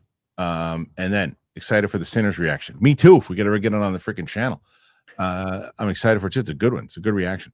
Craig Mathis, Coy, when are you and the Rejects going to watch Superman, Batman Apocalypse, and Superman, Batman Public Enemy? We just started our Superman Return. We've got 3 so far. Those are on long lists. Comments on the most recent Superman video and try to get that going. I don't make the decisions. Yep. Crystal, Winston, your reaction to Sam was hilarious. It was really good. She had me die. The literally all I could think to myself was like, I'm not gonna be able to keep a straight face when I meet this woman. Like it's not going to happen. Well, we're having that live event, which I'm excited for too, by the way. That's going to be on August 9th. If you guys didn't already know it, I hope PLD can put the tickets in the links for the tickets in the description. But it's going to be on August 9th. It's going to be a lot of fun. So I hope you guys can come and check it out, please. Okay. Next one. After that, we have, again, we got Crystal, who came in hot today. And she's our Superman today. Look at this. Go, pal. One time, my sister was with my niece at the mall in Charlottesville, and some lady came up and asked if my niece was an octoroon. My sister is Indian. Oh my God. They did not call her an octoroon. I don't know what that is. I don't even know if that's racist. That's an eighth. It kind of is in the sense that it's an old school term, one way or the other. The one that sticks out of my mind whenever I hear that now is the Key and Peele sketch where Obama's shaking hands with people. Nice to meet you. Nice to meet you, my brother. And they're like, he's 1/8 black. Good afternoon, my octoroon. Like, just very Crystal, thank you. Crystal, thank you. Haskell, 420. Hey, gang, I still have my Batman versus Predator books from 1991. So good. By the way, Predator, Killer of Killers on Hulu is 84 minutes and phenomenal. There's another one that I had the early access to. I couldn't get around to it, but I hear good things. You saw it, Coy? I didn't. I had the same. I got invited, and then I've been so slammed. Too many shows. Yep. Crystal, coming in hot again, guys. You have already won the week at 134. So, Crystal, let's go. Yeah, go, pal. I was surprised Haley is one. Is she really in real life? I thought she was not. Yeah, that was actually part of the reason why the casting also went through is that Ryan loved her tape. Oh, I didn't know. But she was like, yeah, I'm really interested in this character because my grandfather. And so all of a sudden that became a big thing for her to explore that. Oh, I didn't say it. I feel like with that movie's importance in Ryan Coogler, they wouldn't have cast like that. To me, that feels like an important element of the casting decision. No, S. You see the rumor that TKO and The Rock trying to oust Triple H? No, I haven't seen that. But it wouldn't surprise me, and I think it would be a very stupid move. Gopal, also surprised that Trojan Belsario is 1/2 black. I don't know. I don't know who that is. I don't know who that is. Thank you, Gopal. Thank you for all the support here today, and I really appreciate that. Is this true? Lisa? Oh, wow. She's really cute. Lisa Ann interviewed Gary Busey. Where is that interview? And send it to me immediately. You do what now? How? Oh, that's very interesting. I have been a sexual performer in one way or another, but not in the way that you might believe. You can see that I can put out vibes out there. One time I put out 3 vibes, and the next thing you know, I had 87,000 alien children. Thank you, Gary. Jay what Anderson. Scares me isn't that Kristian can do the voice. What scares me is that Kristian can think like Gary Busey, even for a moment. That's the actual truth. It really isn't hard when you think about it. The trick is just look around the room and just pick things. Like, I believe blue curtains can interact with cameras right next to a big light. When that big light shines on you, you will know that battery charges will be forever the energy of your room. Phones, water bottle. God. Go, pal. Also, surprised we did that one right. More support for Crystal. Thank you. from Joe Hendo TV. Thought on the world's finest film rumor by Jeff Snyder. Didn't hear it, but it makes sense. Didn't hear it. Did not hear that, but it doesn't make sense in the fact that, like, can we please just get through Superman first before well, I think they're that probably going happens? to lead to that. Which I get, but we don't even have a Batman yet. And so what I don't want to have happen is that we go from Superman to another Batman v Superman or a Batman Superman World's Finest. Like, let's just take our baby steps. Don't turn the V into an and. Keep it. Right. Exactly. Eric Slaby. What's more likely? New Batman actor getting announced at San Diego Comic-Con or shown in a post-credit scene for Superman? I think fans would go wild in theaters. Let me say, I don't think either one's going to happen, but if one did happen, San Diego Comic-Con. Yeah, if I had to, I don't think either is. Yeah, you would have heard already. You would have heard the rumors that on top of it would be the Comic-Con, especially from the standpoint of, since the next movie is Supergirl, why would you jump step to introduce, like, you know what I'm saying? Like that, it just doesn't make sense to make that the post credit. So if you had to pick one, I would take San Diego Comic-Con. Mr. I crap and shits. I know my Browns are going to stink up the place this season, but I can't wait to see Myles Garrett and the D-line get after an Aaron twice. I don't think the Browns are going to necessarily be bad. I think you're going to start off bad, but I think that you're realizing that you got a steal with Shador, and he's going to end up being your starter. And I think you guys are actually going to be pretty good. Yeah. Oh, well, I mean, you never know. It's the same thing with box office. I don't always deal with the predictions of who's going to be good, who's going to be bad in any, because you don't know what kind of heart. Noah S. The DCU will be a failure if we don't eventually get Batman knocking the F out of Guy with that one punch. Does that happen in the comics? It does, but I love the idea of Nathan Fillion is getting decked. I didn't see Batman yet, but that's already in the cards. I love this, Noah. Yeah. Me too. Eric also says, do you guys think that the Green Lantern uniforms of Hal and John will be different than Guy's? And if so, how different? I'm not the biggest fan of his uniform. I want to know how this more serious True Detective Lanterns is going to fit with Guy Gardner, looks goofy as hell. The costumes are already clearly Maxwell Lord inspired. Like Maxwell Lord is like a businessman. It's very, to me, it seems very like Vought Industries, like a tech company owning these heroes' costumes. I think they're going to get debranded through time, and Guy Gardner will still be like shilling, whereas the other two won't. So I think that's how you balance those tones. Doe Eyes, hashtag bet Rocha. Mr. Crap and Shits gets in there for you.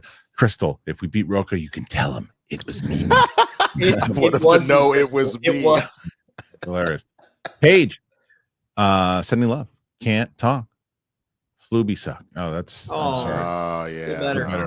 Feel better. Eric, what will make more, Superman or Fantastic Four? I think Superman. Superman. I think so, Superman. Yeah. Armada, animated Predator movie on Hulu tonight. I'm excited to see it. I am. Same.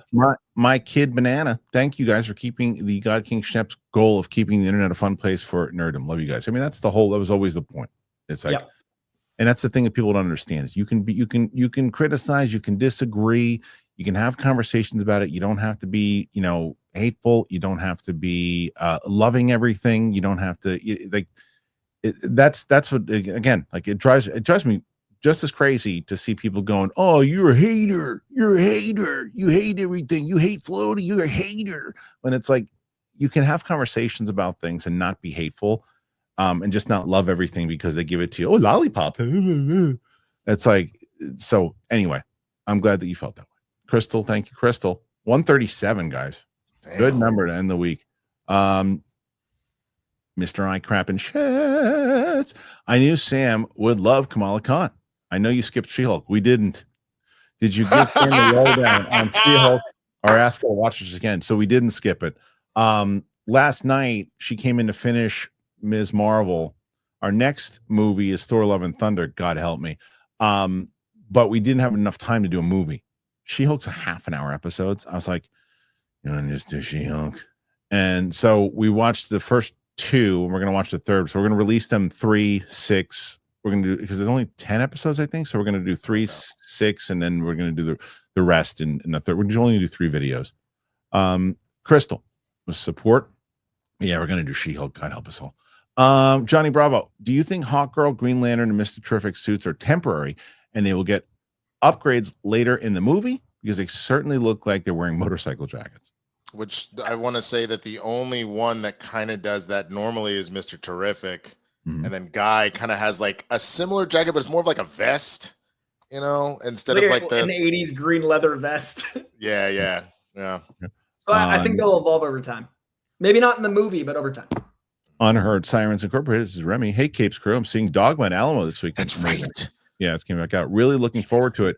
Harvey Weinstein for so long. Oh, Harvey. Okay, I was going to say, I thought you said thank Harvey Weinstein.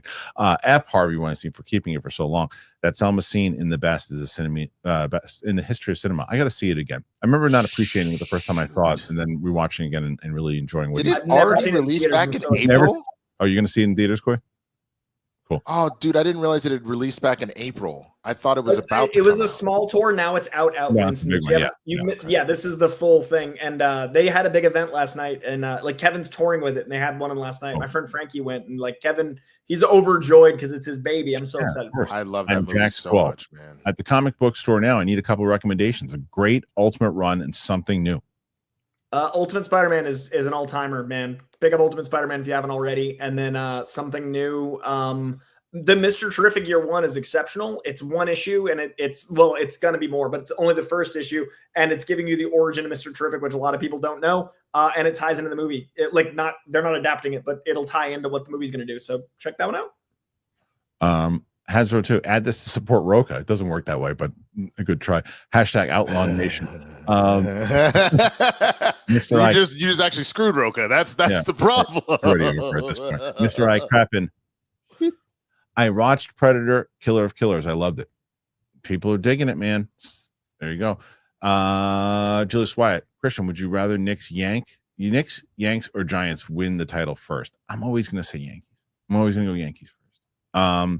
Although I'll tell you what, it's just because if I had my choice right now, I'd probably tell you the Knicks, because the Giants and the Yankees have done it various times in the last 20, 30 years. Knicks haven't done it since the 70s or the late 60s, 70s. I can't remember even. So they haven't been in the finals since the late 90s. So yeah, I think it was Spurs was the last time. But anyway, so maybe the Knicks. Crystal. Thank you, Crystal. Thank you, Crystal. My kid, Banana, North Carolina, representing here at Winston-Salem, Wake Forest. Your buddy Mark Ellis, Alan Nerdum, lives here in Winston-Salem. NCU sweaty. There you go. Thank you, my kid Banana. I used to go to races out there. I was born near there, and like NASCAR races, Winston-Salem. Oh, wow. Cool. That's I learned things about you all the time. Jay Mole, any possibility that Reeves Batman and DCU Batman coexist by going full Grant Morrison, since Damian has evolved and DCU Batman is Dick Grayson? That's kind of what I was trying to say like months ago is I think Batman Detective is not as applicable to the Damian Wayne Batman as far as like the villains you'd want to choose. And I think Damian Wayne Batman is going to be the more absurdist, big over the top. I think you do have two Batmans if there's a market, which I think there is. But so yes, I think this. Okay. Crystal, thank you. Jason, loved Winston's point of view on the Black Panther comic. In our real world history, white monarchs would hook up with people of color, and sometimes their kids were white. It's basic genetics, folks. Yes, it's kind of question that I had before. And I think Winston's 100% right. Just a matter on how it's presented and how it's done and why it's done. Joe Hendo TV. The best scenario for me is the Batman Part 2 and 3 film back to back, and it'll end after that. In an ideal world, yes, but you kind of hope that would have happened already. Yeah, and it also feels like they've still been struggling with the scripts. So if that's the case, you're just gonna magically pop out a third one. Jason Ashcroft. If it's done in bad faith, then yes, I don't like that. But it's not unheard of for a black person to have a white kid or vice versa. Yeah, that's what Winston was saying beforehand too, and I agree. I think that's what it is. It's just a matter of how is it going to work. You can't cast Ryan Gosling as him, obviously. You can if it's a troll move. If it's like Matt Damon as like playing Thor and Loki type stuff, and he gets killed within like 10 seconds. Noah S. Sucks the general audience is all multiversed out right now. The DCU is starting, especially with how integral the multiverse, Infinite Earths is to DC. I just feel like, because I remember we talked about this for a while. The idea and the fascination of multiverse has always been something I love. The problem is now when you bring up multiverse to anyone, they go, "Oh, like Marvel." It's like, no, not like Marvel. Like a concept that's been around. Like everything, everywhere, all at once. Right. No, but not even that. It's like how Einstein and other people, and I brought up like the quantum physics and how multiverses could potentially work, and that's the stuff that's always fascinated me. And it's like, and I do like, and I love the idea of Doctor Strange, Multiverse of Madness, the idea that dreams are multiverses. I've always had that thought idea, and I love that theory. But I just don't like that it's been so overplayed. Well, part of it is because the only ones that truly, like, in my opinion, got it like right was like Endgame, the Loki series, especially when he meets all the different Lokis in like the hell space. Doctor Strange at points for sure, especially the dream stuff you're mentioning, and that's kind of it. The rest of No it Way is kind Home. of No Way Home. No Sorry, Way Home, that's right. another good one. Yep.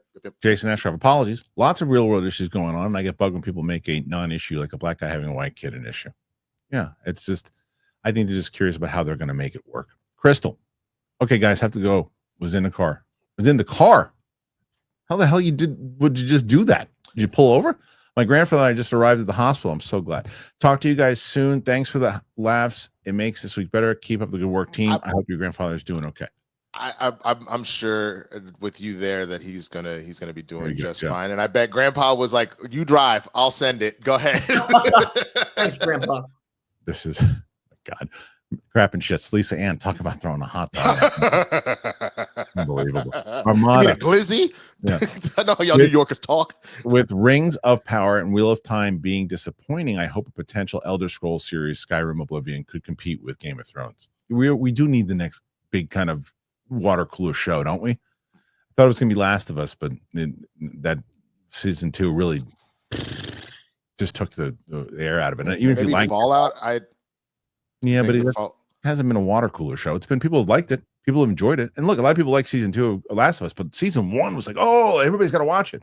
I like season 2 personally, but it didn't feel like an event. No, but it also lost half its audience. I saw it in my numbers. Yeah. My Kid Banana. Do you guys think we'll get the Indigo Tribe anywhere in the DC universe? Go ahead. Not anytime soon. I think they'll get to deep cuts, but not anytime soon. Eric Slabby. Thor 4 is bad. Yes, it is. But thankfully on rewatch, it's not as bad as I remember. We'll see. It's still meh to poor, but not as rough as the Marvels for me. I got to do both of those, so you're not making my life easier. I did like it more than the Marvels, but I haven't rewatched either. Well, there he is. Derek Johnson. What's up, you Poe bastages?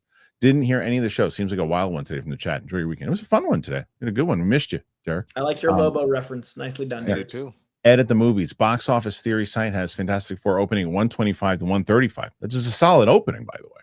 I can see that. I think that's fair. That's solid. But I think Superman is going to beat it. Eric Slaby, what do you guys think of Batman Cape Crusader? Can't remember if you guys talked about it. I can't wait for season 2, as I thought it was a cool take. I haven't seen it, but I also want to give Ed at the Movies a note to his Willem Dafoe emoji was excellent. But I want to see Batman. I haven't seen it. Thank God Crystal wasn't driving. She was in There you go. There you go. Armada, one can stay, franchise edition, Terminator, Predator, or Planet of the Apes. Only one can stay.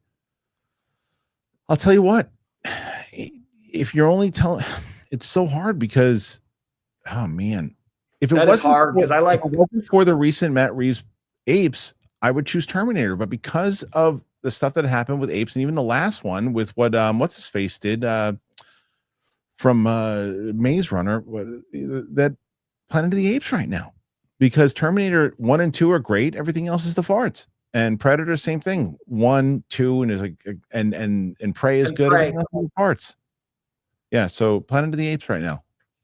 Yeah, I'm gonna go with you because I think Prey's great and 1 and 2 are great. Terminator just 1 and 2 and the animated show and that yeah. Sarah Connor, Ballsy, loving the reactions of Sam. Very excited for Black Panther 2 and Guardians 3, and of course Thor 4, Kristian's all-time favorite. Seeing you shake with excitement. It's my next movie we have to watch. I'm ready, and I'm trying so hard. Even the last, you'll see it. I was like, look, and I said to Sam, and I put a happy face on. I'm like, yeah, you see my reaction. I'm not going to say anything about these movies we're about to watch. You're just going to watch them, and I'll tell you at the end. I'm not going to say that I think it's a pile of farts until the end because I want to see what she thinks. Because she has similar taste to mine, by the way. Because I was watching, like, we finished Miss Marvel, and like I didn't say anything. I said I know what she's going to like. She's going to love the family stuff. She's going to love but she's going to feel the same way I do with the superhero stuff, and she does. Like she liked episode 5 was my favorite in Miss Marvel, and turned out that's her favorite too. Same thing with Moon Knight. It's the same thing. We did that one. I said sorry. Eric, oddly, the one good thing Flash did was their multiverse, multiple Earths explanation. I also The thought spaghetti stuff was great. Yeah, but I also that's true. But I also thought the family stuff was really. There's a lot of stuff I still stand by that I thought Flash did very well. I thought Sure. the baby stuff was the farts. I thought that the CGI was horrible, and I hated Muschietti's explanation. Well, it's supposed to look like that. Then, sir, you failed. You failed. And then the ending of the movie again with the bad CGI and all the mixed and it was sloppy. But the core of the movie I still thought was good. I thought the heart and the Keaton of it all was great. Yeah. Ed at the movies. Coy, cover your ears. Winston, is Halliburton him? What was he saying? Like he's the next chosen? Yeah, I don't know, because the problem was he shrunk that entire game. Now, mind you, he made the buzzer beater and he keeps doing that, which is terrifying. But I don't need you to just be a finisher, because your team needs you to be there the whole game. Right. So I don't know. Mark Jason Ali became. I thought you did that last week, but I'm glad to have you back. Amazing. Love Mark Jason Ali. Armada. Hope Fallout 2 episode comes out weekly. Same. They really need to get away from that stupid dump. That was bad. Mr.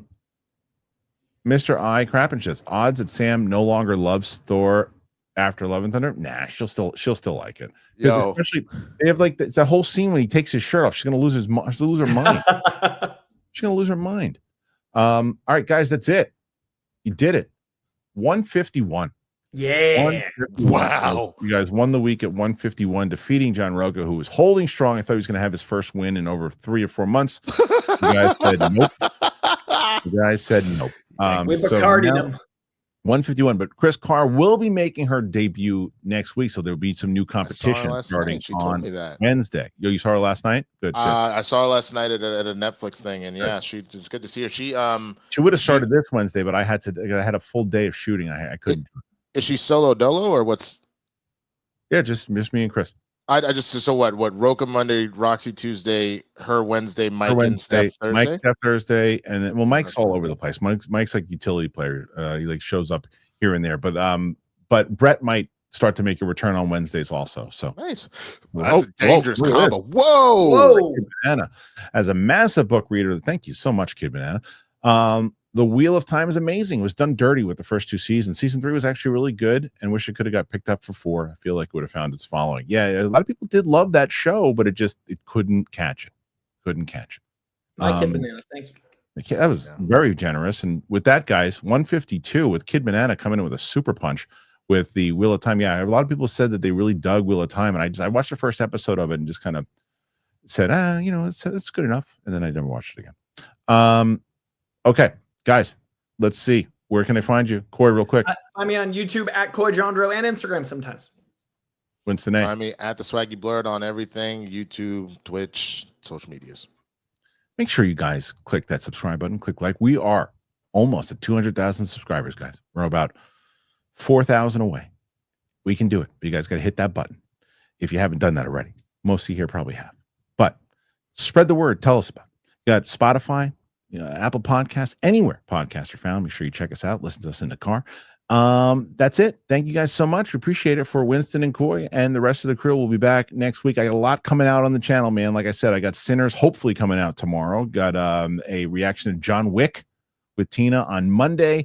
Captain Marvel closing out on Tuesday with Sam. Wednesday, I got How to Train Your Dragon with Tina.